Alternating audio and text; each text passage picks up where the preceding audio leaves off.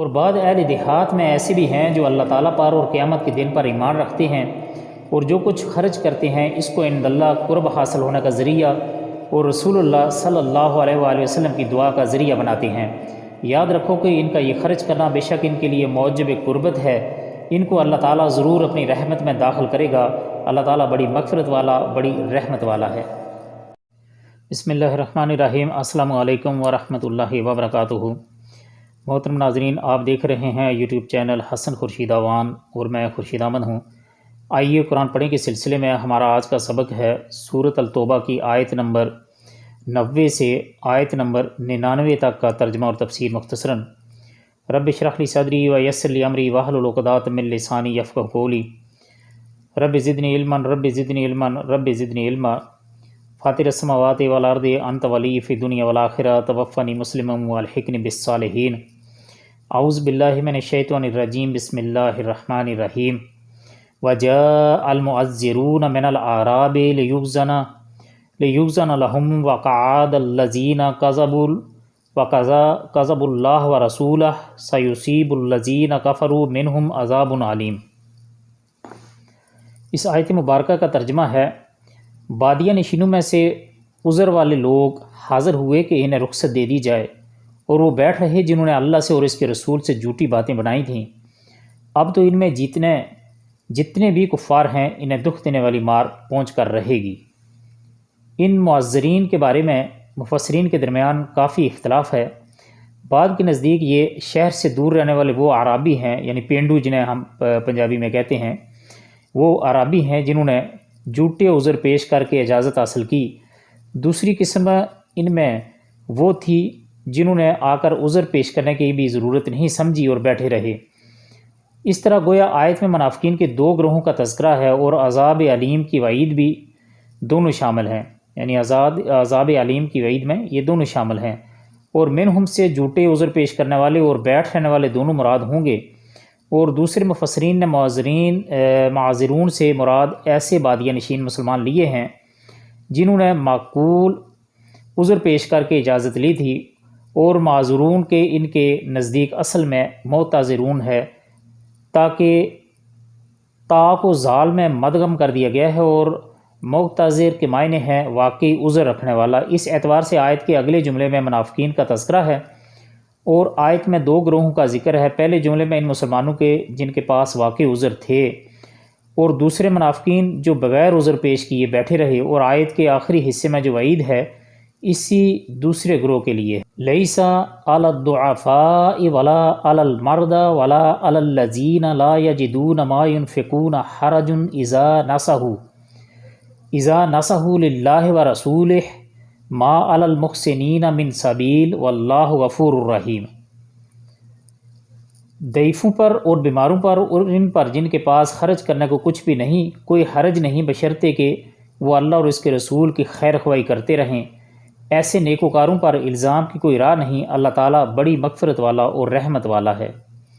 اس آیت میں ان لوگوں کا تذکرہ ہے جو واقعی معذور تھے اور ان کا عذر بھی واضح تھا۔ مثلاً ضعیف و ناتواں یعنی بوڑھے قسم کے لوگ اور نابینا یا لنگڑے وغیرہ معذورین بھی اس ذیل میں آ جاتے ہیں۔ بعد نے انہیں بیماروں میں شامل کیا ہے، بیمار جن کے پاس جہادی اخراجات نہیں تھے، اور بیت المال بھی ان کے اخراجات کا متحمل نہیں تھا۔ اللہ اور رسول کے خیر خواہی سے مراد جہاد کی ان کے دلوں میں تڑپ، مجاہدین سے محبت رکھتے ہیں، اور اللہ اور رسول کے دشمنوں سے عداوت اور حتی الامکان اللہ اور رسول کے احکامات کی اطاعت کرتے ہیں۔ اگر جہاد میں شرکت کرنے سے معذور ہوں تو ان پر کوئی گناہ نہیں۔ وَلَا عَلَى الَّذِينَ إِذَا مَا أَتَوْكَ لِتَحْمِلَهُمْ قُلْتَ لَا أَجِدُ مَا أَحْمِلُكُمْ عَلَيْهِ تَوَلَّوْا وَأَعْيُنُهُمْ تَفِيضُ مِنَ الدَّمْعِ حَزَنًا أَلَّا يَجِدُوا مَا يُنْفِقُونَ۔ ہاں، ان پر بھی کوئی حرج نہیں جو آپ کے پاس آتے ہیں کہ آپ انہیں سواری مہیا کر دیں، تو آپ جواب دیتے ہیں کہ میں تمہاری سواری کے لیے کچھ بھی نہیں پاتا، تو وہ رنج و غم سے اپنی آنکھوں سے آنسو بہاتے ہوئے لوٹ جاتے ہیں کہ انہیں خرچ کرنے کے لیے کچھ بھی میسر نہیں۔ یہ مسلمانوں کے ایک دوسرے گروہ کا ذکر ہے جن کے پاس اپنی سواریاں بھی نہیں تھیں، اور نبی صلی اللہ علیہ وآلہ وسلم نے بھی انہیں سواریاں پیش کرنے سے معذرت کی تھی، جس پر انہیں اتنا صدمہ ہوا کہ بے اختیار ان کی آنکھوں سے آنسو روا ہو گئے۔ گویا مخلص مسلمان جو کسی بھی لحاظ سے معقول عذر رکھتے تھے، اللہ تعالیٰ نے جو ہر ظاہر و باطن سے باخبر ہے، ان کو جہاد میں شرکت سے مستثنیٰ کر دیا۔ بلکہ حدیث میں آتا ہے کہ نبی صلی اللہ علیہ وسلم نے ان معذورین کے بارے میں جہاد میں شریک لوگوں سے فرمایا کہ تمہارے پیچھے مدینے میں کچھ لوگ ایسے بھی ہیں کہ تم جس وادی کو بھی طے کرتے ہو اور جس راستے پر چلتے ہو، تمہارے ساتھ وہ اجر میں برابر کے شریک ہیں۔ صحابہ کرام نے پوچھا، یہ کیوں کر ہو سکتا ہے جب کہ وہ مدینے میں بیٹھے ہیں؟ آپ صلی اللہ علیہ وسلم نے فرمایا، حبسہم العذر، صحیح بخاری، عذر نے ان کو وہاں روک دیا ہے، یعنی کہ وہ اپنی چاہت سے، اپنی مرضی سے یا بغیر کسی وجہ سے نہیں رکے ہوئے، بلکہ ان کے پاس معقول وجہ ہے، معقول عذر ہے، جس کی وجہ سے وہ جہاد میں شامل نہیں ہو سکے۔ انما السبیل علی الذین یستحزنونک وہم اغنیاء رضوا بان یکونوا مع الخوالف وطبع اللہ علی قلوبہم فہم لا یعلمون۔ بے شک انہیں لوگوں پر راہ الزام ہے جو باوجود دولت مند ہونے کے آپ سے اجازت طلب کرتے ہیں، یہ خانہ نشین عورتوں کا ساتھ دینے پر خوش ہیں، اور ان کے دلوں پر مہر لگ چکی ہے، اللہ کی طرف سے مہر لگ چکی ہے، جس سے وہ محض بے علم ہو گئے ہیں۔ یہ منافقین ہیں جن کا تذکرہ آیت 86 اور 87 میں گزرا۔ یہاں دوبارہ ان کا ذکر مخلص مسلمانوں کے لیے، یعنی مخلص مسلمانوں کے مقابلے میں ہوا ہے کہ چیزیں اپنی ضد سے پہچانی جاتی ہیں۔ خوالف، خالفہ، پیچھے رہنے والے، مرد، عورتیں، بچے، معذور اور شدید بیمار اور بوڑھے ہیں جو جنگ میں شرکت سے معذور ہیں۔ لا یعلمون کا مطلب ہے وہ نہیں جانتے کہ پیچھے رہنا کتنا بڑا جرم ہے، ورنہ شاید وہ رسول اللہ صلی اللہ علیہ وآلہ وسلم سے پیچھے نہ رہتے۔ یعتذرون الیکم اذا رجعتم الیہم قل لا تعتذروا لن نؤمن لکم قد نبأنا اللہ من اخبارکم وسيرى الله عملكم ورسوله ثم تردون إلى عالم الغيب والشهادة فينبئكم بما كنتم تعملون۔ یہ لوگ تمہارے سامنے عذر پیش کریں گے جب تم ان کے پاس واپس جاؤ گے، آپ کہہ دیجئے کہ یہ عذر پیش مت کرو، ہم کبھی تم کو سچا نہ سمجھیں گے، اللہ تعالی ہم کو تمہاری خبر دے چکا ہے، اور آئندہ بھی اللہ اور اس کے رسول تمہاری کارگزاری دیکھ لیں گے، پھر اسی کے پاس لوٹائے جاؤ گے جو پوشیدہ اور ظاہر سب کا جاننے والا ہے، پر وہ تم کو بتا دے گا جو کچھ تم کرتے تھے۔ سَيَحْلِفُونَ بِاللَّهِ لَكُمْ إِذَا انقَلَبْتُمْ إِلَيْهِمْ لِتُعْرِضُوا عَنْهُمْ فَأَعْرِضُوا عَنْهُمْ إِنَّهُمْ رِجْسٌ وَمَأْوَاهُمْ جَهَنَّمُ جَزَاءً بِمَا كَانُوا يَكْسِبُونَ۔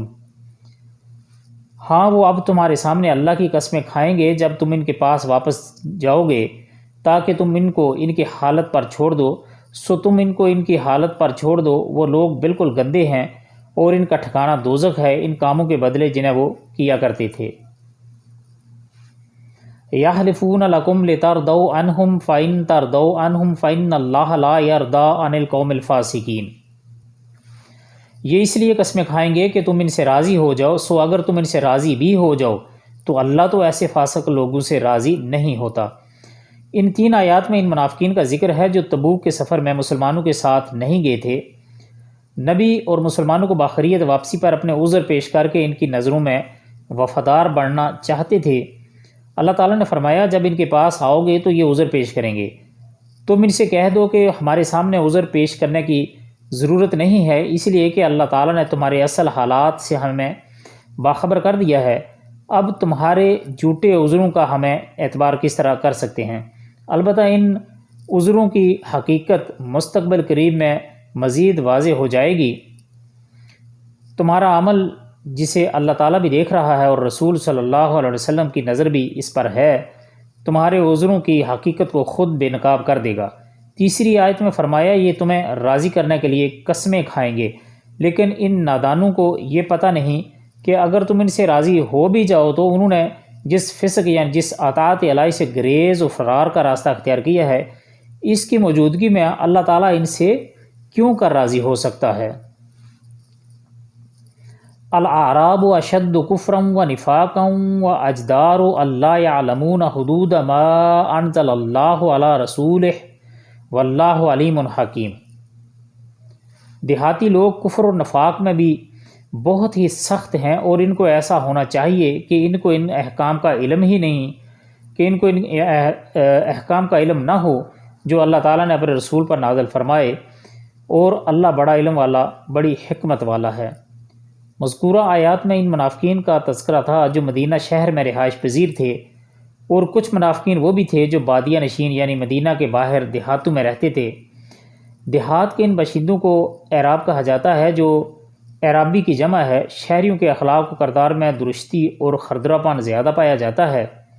اس طرح ان میں جو کافر اور منافق تھے وہ کفر و نفاق میں بھی شہریوں سے زیادہ سخت اور احکام شریعت سے زیادہ بے خبر تھے۔ اس آیت میں انہی کا تذکرہ اور ان کے اسی کردار کی وضاحت ہے۔ بعد احادیث سے بھی ان کے کردار پر روشنی پڑتی ہے۔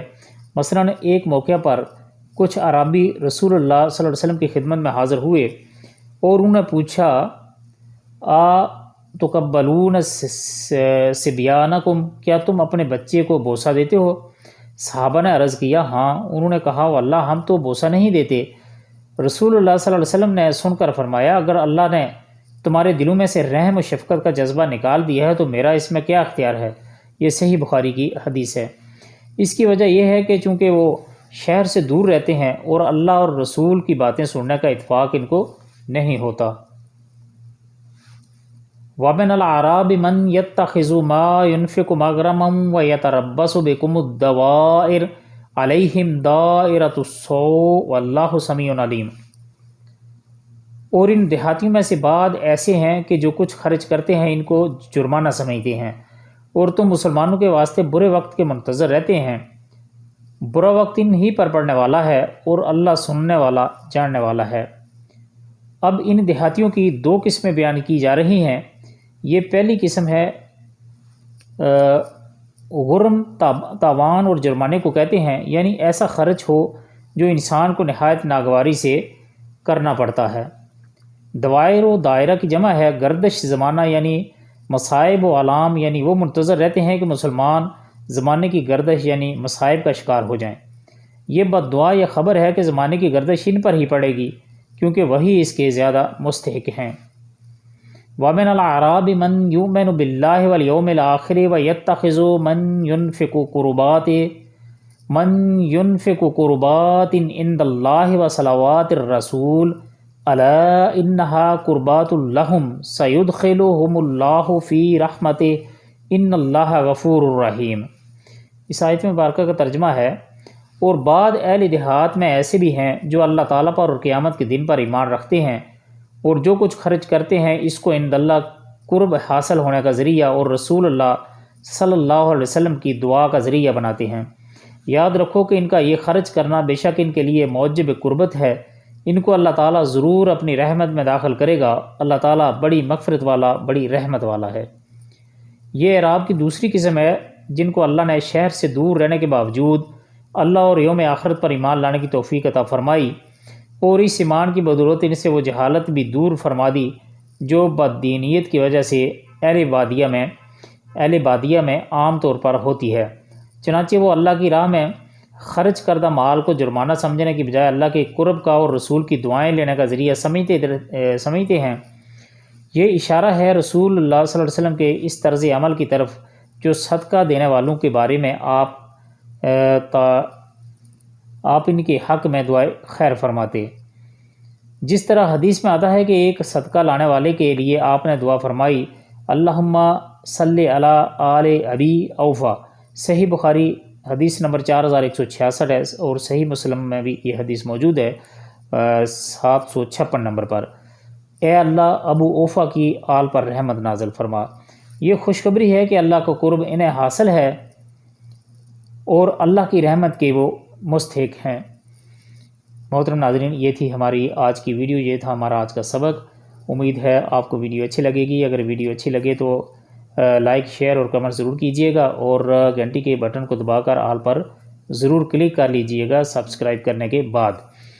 ملتے ہیں انشاءاللہ اگلی ایک ویڈیو میں، تب تک کے لیے اللہ حافظ، اپنا خیال رکھیے گا، اور ہمارے اس چینل کا بھی اللہ تعالیٰ سے دعا ہے کہ اللہ تعالیٰ ہمارا پڑھنا سننا خالص اپنی رضا کے لیے قبول و منظور فرمائے۔